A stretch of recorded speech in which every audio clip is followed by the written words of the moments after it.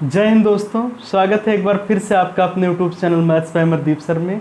आज मैं आप लोगों को यूपीएसआई, यूपी पेट और ऑल कम्पिटिटिव एग्जाम के लिए टॉप 10 क्वेश्चन लाया हूँ, वो भी प्रतिशत चैप्टर से। ठीक है, तो आप लोग इन क्वेश्चनों को साथ में सॉल्व करते रहिए और देखते हैं कि आप लोग कितने प्रश्नों को सॉल्व कर सकते हैं। ठीक है, चलिए स्टार्ट करते हैं और पहले क्वेश्चन को देखते हैं। अगर आप लोग चैनल पर नए हैं तो चैनल को सब्सक्राइब कर लीजिए।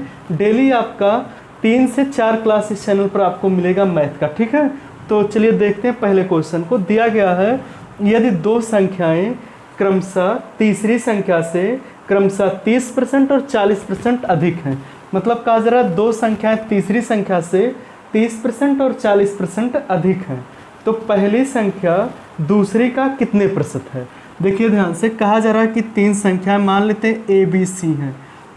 अब कहा जा रहा है कि ये दो संख्याएं जो तीसरी से 30% और 40% अधिक हैं, तो मान लेते हैं तीसरी 100 है तो ये 130 होगा और ये 140 होगा। ठीक है, ये तो है। अगर ये 100 होगा उससे 30 ज़्यादा है और इससे ये क्या है 40 ज़्यादा है। अब आपसे कहा गया है पहली संख्या दूसरी का कितने प्रतिशत है। तो पहली को कहा गया ये ऊपर रहेगा, जिससे कहा जाए वो नीचे, और गुणे में 100 करते हैं। ठीक है, 1 0 0 से कट जाएगा और ये 1300/14 आएगा। 1300 में अगर 14 से भाग देते हैं हम लोग तो 14 25 70 64 64 98 14 8 104 14 9 13 9 117 होता है, 14 9 126 होता है। तो 9 बार ये 4 बचेगा और ये होगा हमारा 40, और 40 होगा तो 14 28 14 9 28 14 42 दूनी 28 होगा, और ये बचेगा हमारे पास 12/14, या इसे काट लेंगे तो 92 सही 6/7% आएगा। ठीक है, 92 सही 6/7%। ऑप्शन नंबर आपका बी सही है। ठीक है, चलिए क्वेश्चन नंबर देखते हैं हम लोग सी को, क्वेश्चन नंबर 2 को। क्वेश्चन नंबर 2 आपको दिया गया है यदि ए की आय बी की आय से 25% अधिक है, ए की आय बी की आय से 10% अधिक है, तो बी की आय ए की आय से कितने % कम है। देखिए आपसे कहा जा रहा है ए और बी दो लोग हैं। ठीक है, अब ए की जो आय है बी की आय से 10% अधिक है, मतलब अगर बी कमाता है 100 रुपया तो ए कमाएगा 110 रुपया। अब आपसे कहा गया है कि बी की आय ए की आय से कितने % कम है। तो देखिए यहाँ पर कितना कम है, ये 10%। कितने से 110 से, और गुणे 100। ठीक है, ये तो कहा गया बी की आय ए की आय से, जिससे कहा जाए वो नीचे होगा और गुणे 100 होगा। 1 0 काट लेंगे और 100/11 आएगा, और 100/11 को हम लोग लिखते हैं 9 सही 1/11%। ठीक है, हो सकता है ऑप्शन में हम लोग उसको डिनोट नहीं कर सकते थे, तो उस तरह से लिखे हैं कि 100/11%। चलिए, ये क्वेश्चन नंबर 2 था। 3 को देखते हैं। ऐसे सेम क्वेश्चन है क्वेश्चन नंबर 3। आपको दिया है यदि नीता का वेतन पायल की वेतन से 25% अधिक है, तो पायल का वेतन नीता की वेतन से कितना % कम है। देखिए आपको यहाँ पर कहा जा रहा है नीता और पायल दो लोग हैं। ठीक है, अब कहा गया नीता का वेतन पायल की वेतन से 25% अधिक है, तो अगर पायल का वेतन 100 रुपया है तो नीता का वेतन 125 रुपया होगा। अब आपसे कहा जा रहा है तो बताइए पायल का वेतन नीता की वेतन से कितना % कम है। नीता की वेतन से कहा गया है ना, देखिए कितना कम है, 25 रुपया कम है।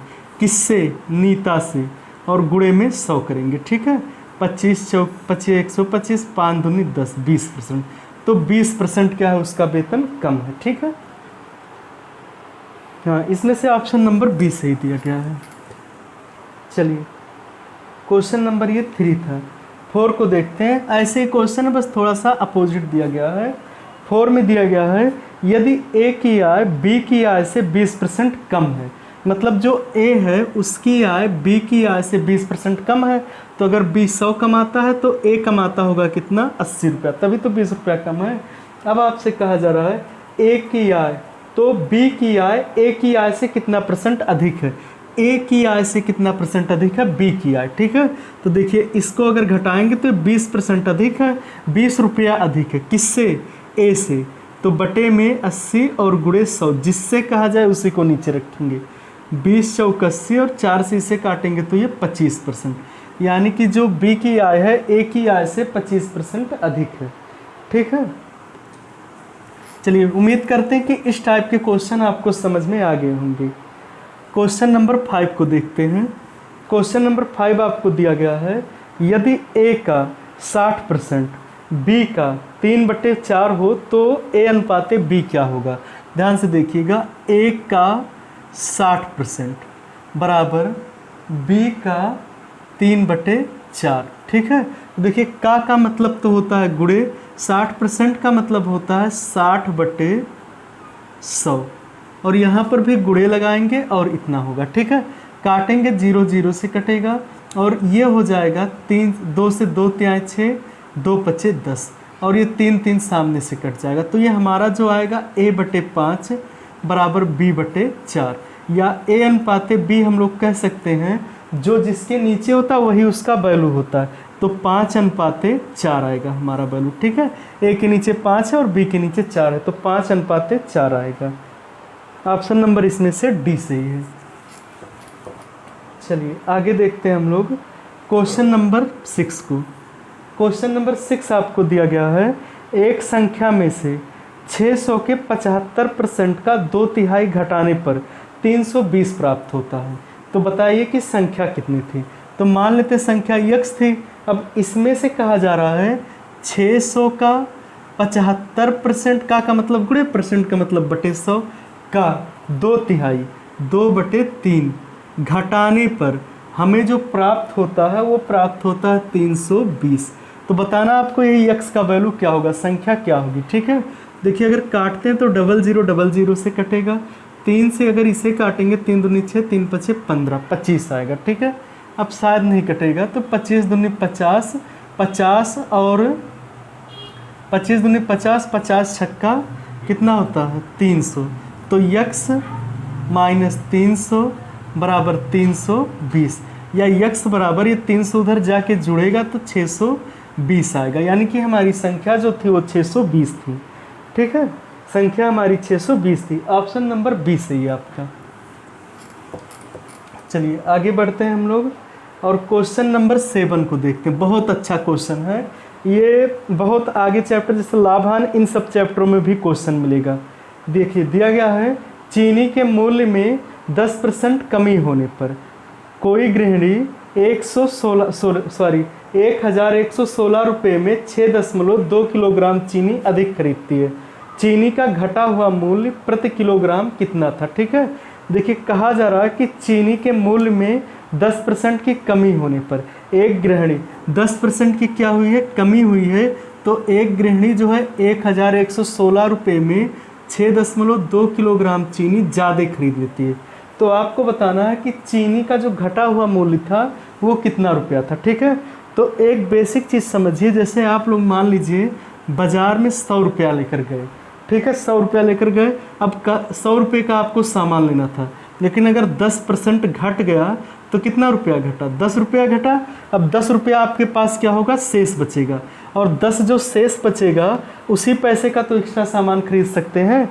ये चीज़ें समझ में आ रहे हैं। जैसे आप मान लीजिए कि 100 रुपया कहीं लेकर गए बाज़ार में, अब कहा जा रहा है आपसे 10% उसमें से आपको मतलब कम पैसा लग रहा है, तो 10% कम लग रहा है अगर, तो कितना परसेंट मतलब 10 रुपये हमारा बच रहा है, और इसी 10 रुपये में और ज़्यादा सामान हम लोग खरीद सकते हैं। तो इसी तरह से हम लोग कह सकते हैं कि वो जो लेकर गई थी 1116 रुपया, उसी में 10% की कमी होने के कारण ही उसने 6.2 किलोग्राम चीनी ज़्यादा खरीदा, ठीक है। तो यहाँ से हम लोग क्या करते हैं, 100 से काट लेंगे और 1116 बटे इसको इधर लाएंगे तो गुणा होगा 62 हो जाएगा, बराबर इतना, बराबर 1 किलोग्राम, ठीक है। अगर इसको इधर लाएंगे तो यहाँ 1 किलोग्राम बचेगा, और हमें 1 किलोग्राम चीनी का मूल्य पता करना। देखिए अगर इसको डिवाइड करते हैं हम लोग तो 2 8 16 लगभग 18, हाँ 1 किलोग्राम चीनी का मूल्य हमारा 18 रुपया आएगा, ठीक है। तो 1 किलोग्राम का चीनी का मूल्य अब जो है वो 18 रुपया है। इसमें से ऑप्शन नंबर डी सही है, ठीक है। चलिए आगे देखते हैं क्वेश्चन नंबर 8 को। क्वेश्चन नंबर 8 आपको दिया है, यदि जल कर में 20% की वृद्धि होने पर पानी की खपत 20% कम कर दी जाए तो कुल जल में कितने % की कमी अथवा वृद्धि होगी। देखिए आपसे कहा जा रहा है कि अगर टैक्स में मतलब कर में जो है कर को 20% बढ़ा दिया जाए और खपत को क्या किया जाए 20% कम कर दिया जाए। ठीक है, खपत को 20% कम कर दिया जाए, इसे बढ़ाया जाए, इसे कम कर दिया जाए, तो आपको बताना है कि कुल कितने परसेंट की कमी या वृद्धि होगी। तो देखिए ऐसे प्रश्नों में क्या करते हैं हम लोग, देखिए पहले इसको फ्रैक्शन वैल्यू निकाल लेते हैं, ये आसान मेथड होता है। तो 20% का मतलब 20/100 होता है, काट देंगे 1/5 है 20% का फ्रैक्शन वैल्यू, मतलब ये प्रारंभिक था और ये बाद में कर था। ठीक है, कर ये पहला था कर और ये बाद का कर। पहले आपको कर 5 देना पड़ता था, लेकिन अब 1 रुपया बढ़ गया तो 6 रुपया देना पड़ेगा। अब खपत जो है आपका पहले था कितना, इसका भी वैल्यू 1/5 आएगा, 5 था, लेकिन अब कितना हो गया है खपत हमारे, अब 1 रुपया कम हो गया, यानी कि 4 रुपया हो गया।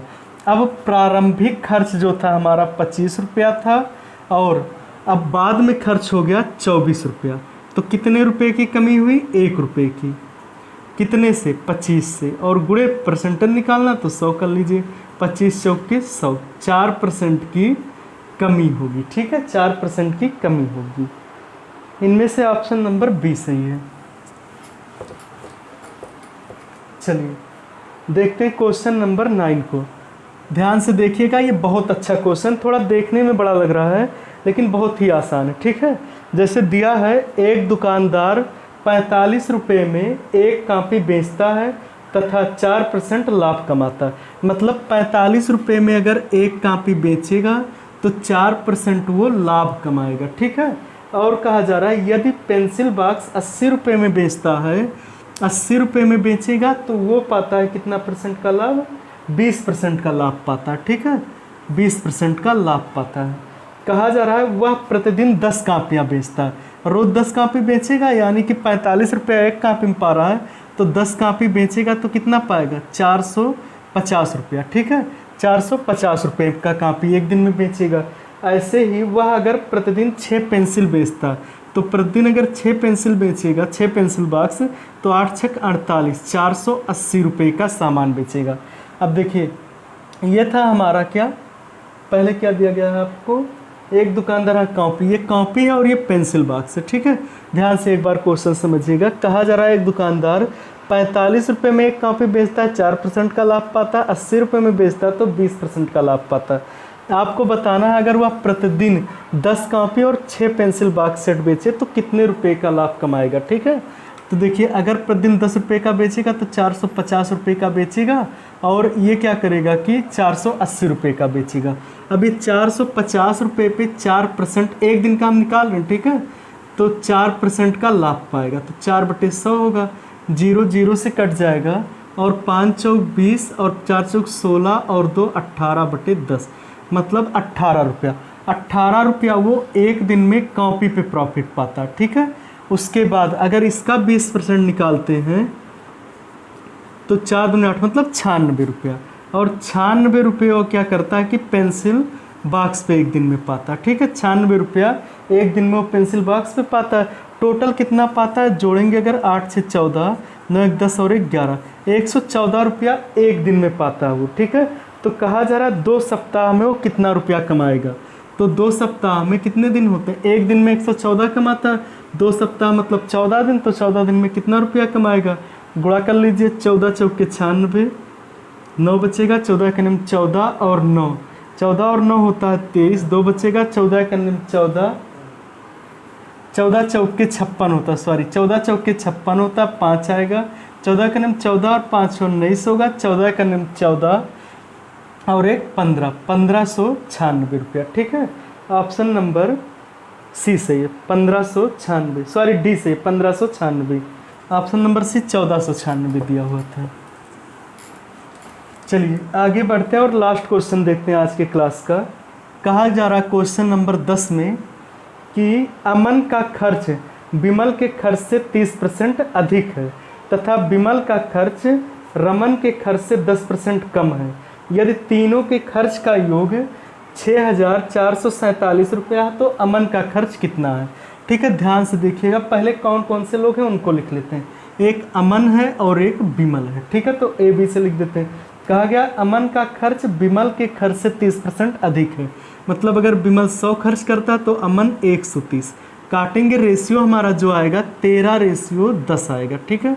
अब आगे आपसे कहा गया है तथा विमल का खर्च रमन के खर्च से 10% कम है।